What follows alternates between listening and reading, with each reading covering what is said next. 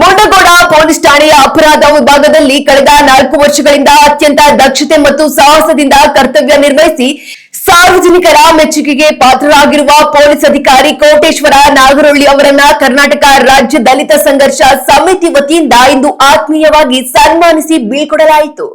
ಈ ಸಂದರ್ಭದಲ್ಲಿ ಮಾತನಾಡಿದ ಸಮಿತಿಯ ಪದಾಧಿಕಾರಿಗಳು, ನಾಗರೊಳ್ಳಿ ಅವರು ತಮ್ಮ ಅಧಿಕಾರಾವಧಿಯಲ್ಲಿ ಅಪರಾಧ ಪ್ರಕರಣಗಳನ್ನ ಭೇದಿಸುವಲ್ಲಿ ತೋರಿದ ಚಾಣಾಕ್ಷತನ ಮತ್ತು ಸಾರ್ವಜನಿಕರೊಂದಿಗೆ ಅವರು ಹೊಂದಿದ್ದ ಉತ್ತಮ ಬಾಂಧವ್ಯವನ್ನ ಶ್ಲಾಘಿಸಿದ್ದಾರೆ।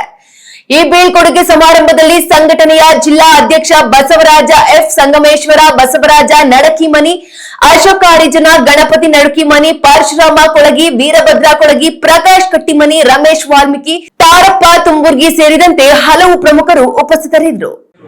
ಅವರು ಇವತ್ತು ಇಲ್ಲಿಂದ ಬೇರೆ ಠಾಣೆಗೆ ನಿರ್ಗಮಿಸ್ತಾ ಇದ್ದಾರೆ।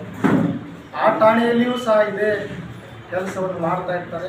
ಆದರೆ ಮುಂಡಗೋಡ ಪೊಲೀಸ್ ಠಾಣೆಯಲ್ಲಿ ಕ್ರೈಮ್ ವಿಭಾಗದಲ್ಲಿ 3 ಜನರು ಬಹಳ ಅತ್ಯುತ್ತಮವಾಗಿ ಕಾರ್ಯನಿರ್ವಹಿಸಿದ್ದನ್ನು ನಾನು ನೋಡ್ಕೊಂತದ್ದು।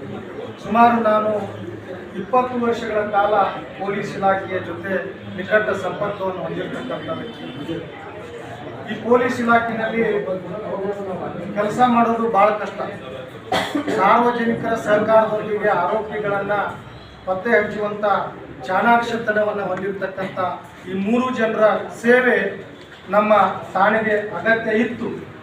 ಆದರೆ ಸರ್ಕಾರದ ನಿಯಮ ಖಾಲಿ 2 ವರ್ಷ, ಆದರೆ ಇವರು 4 ವರ್ಷಗಳ ಕಾಲ ಸುದೀರ್ಘವಾಗಿ ನಮ್ಮ ಠಾಣೆಯಲ್ಲಿ ಕೆಲಸವನ್ನು ನಿರ್ವಹಿಸಿದ್ದಾರೆ। ಭಾಳ ಅತ್ಯುತ್ತಮವಾಗಿ ಜನರ ಸಂಪರ್ಕವನ್ನು, ಭಾಳ ಅತ್ಯುತ್ತಮವಾಗಿ ಒಂದು ಕೆಲಸವನ್ನು ನಿರ್ವಹಿಸೋದಕ್ಕಾಗಿ ಇವತ್ತು ಸಾರ್ವಜನಿಕರು ಮತ್ತು ಠಾಣೆಯ ಎಲ್ಲ ಸಿಬ್ಬಂದಿಗಳು ಅವರನ್ನು ಗೌರವಿಸಿ ಸನ್ಮಾನಿಸಿ ಇಲ್ಲಿಂದ ಬೀಳ್ಕೊಳ್ತಾರೆ।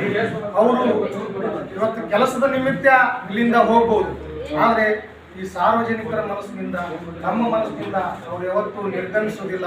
ಅವರು ಸದಾಕಾಲ ನಮ್ಮ ಜೊತೆಯಲ್ಲಿ ಇರ್ತಾರೆ ಅನ್ನುವಂಥ ಮಾತನ್ನು ಹೇಳ್ತಾ, ಇನ್ನೂ ಸಹ ಅವರು ಹೆಚ್ಚಿನ ಒಂದು ಹುದ್ದೆಗಳು ಸಿಗಲಿ, ಹೆಚ್ಚಿನ ಸೇವೆ ಮಾಡಲಿಕ್ಕೆ ಇಲಾಖೆ ಅವರಿಗೆ ಅವಕಾಶ ಮಾಡಿಕೊಡಲಿ, ಅವರಿಗೆ ಆರೋಗ್ಯ ಎಲ್ಲವನ್ನು ಕೊಡಲಿ ಅಂತ ನಾನು ವೈಯಕ್ತಿಕವಾಗಿ ನನ್ನ DSSನಿಂದ ನಾನು ಭಗವಂತನಲ್ಲಿ ಪ್ರಾರ್ಥನೆ ಮಾಡಿ ನನಗೆ ನನ್ನ ಅನಿಸಿಕೆಗಳನ್ನು ಹಂಚಿಕೊಳ್ಳಲಿಕ್ಕೆ ಅವಕಾಶ ಮಾಡಿಕೊಟ್ಟಂತ ಎಲ್ಲರಿಗೂ ವಂದಿಸಿ ನನ್ನ ಮಾತನ್ನು ಮುಗಿಸ್ತೇನೆ।